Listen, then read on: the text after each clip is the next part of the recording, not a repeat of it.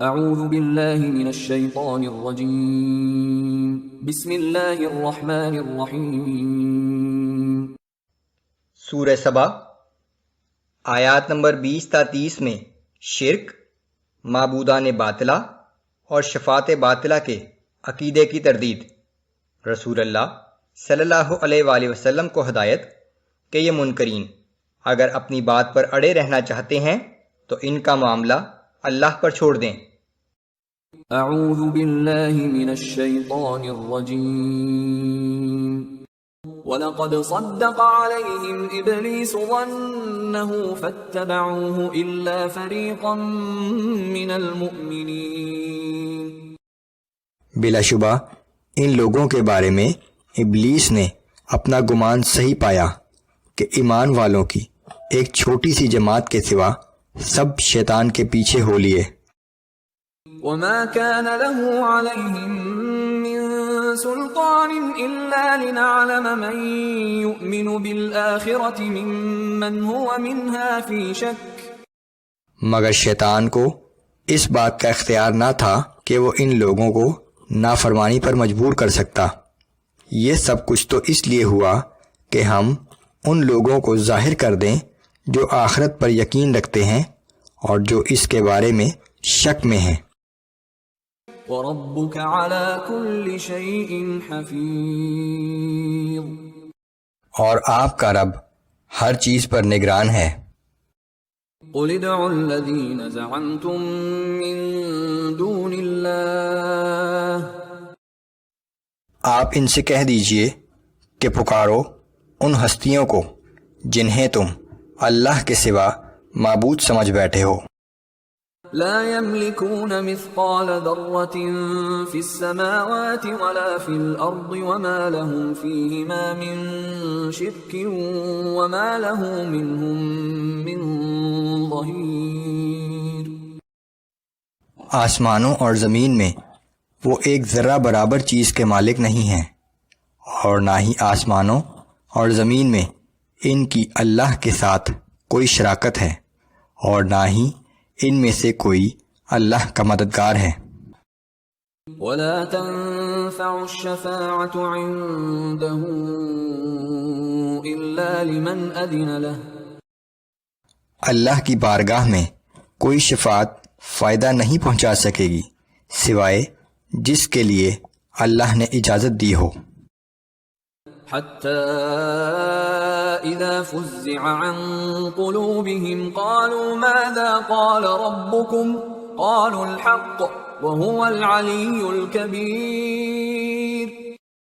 یہاں تک کہ جب اس روز ان کے دلوں سے گھبراہٹ دور ہو جائے گی تو وہ پوچھیں گے کہ تمہارے رب نے کیا فرمایا؟ وہ جواب دیں گے کہ حق بات کا حکم فرمایا اور وہ نہایت عالی مقام اور عظیم ہے۔ قل من يرزقكم من السماوات والارض۔ آپ ان سے پوچھئے کہ وہ کون ہے جو آسمانوں اور زمین سے تمہیں رزق دیتا ہے۔ قل اللہ وإنا أو إياكم لعلى هدى أو في ضلال مبين۔ آپ انہیں بتا دیجئے کہ وہ اللہ ہی ہے۔ آپ کہہ دیجئے کہ بلا شبہ اب ہم اور تم میں سے کوئی ایک ہی گروہ ہدایت پر ہے، دوسرا صحیح گمراہی میں مبتلا ہے۔ قل لا تسألون عما أجرمنا ولا نسأل عما تعملون۔ اے پیغمبر صلی اللہ علیہ وآلہ وسلم، آپ ان سے فرما دیجئے کہ جو گناہ ہم نے کیے ہیں ان کی باز پرس تم سے نہیں ہوگی، اور جو اعمال تم نے کیے ہیں اس کے بارے میں ہم سے نہیں پوچھا جائے گا۔ قل يجمع بيننا ربنا ثم يفتح بيننا بالحق وهو الفتاح العليم۔ آپ کہہ دیجئے کہ ہمارا رب ہم سب کو جمع کرے گا، پھر ہمارے درمیان انصاف کے ساتھ فیصلہ کر دے گا، یقیناً وہ بہترین فیصلہ کرنے والا اور سب کچھ جاننے والا ہے۔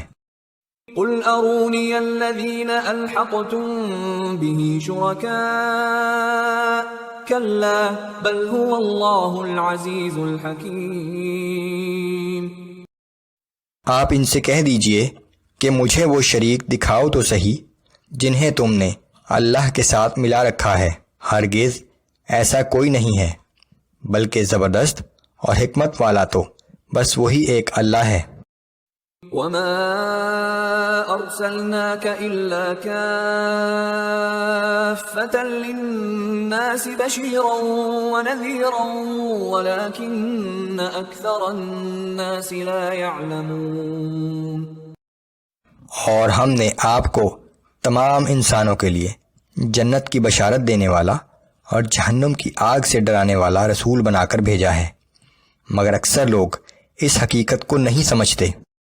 وَيَقُولُونَ مَتَى هَذَا الْوَعْدُ إِن كُنتُمْ صَادِقِينَ. اور یہ لوگ آپ سے پوچھتے ہیں کہ اگر تم سچے ہو تو بتاؤ قیامت کا وعدہ کب پورا ہوگا. قُل لَكُم مِّيعَادُ يَوْمٍ لَّا تَسْتَأْخِرُونَ عَنْهُ سَاعَةً وَلَا تَسْتَقْدِمُونَ.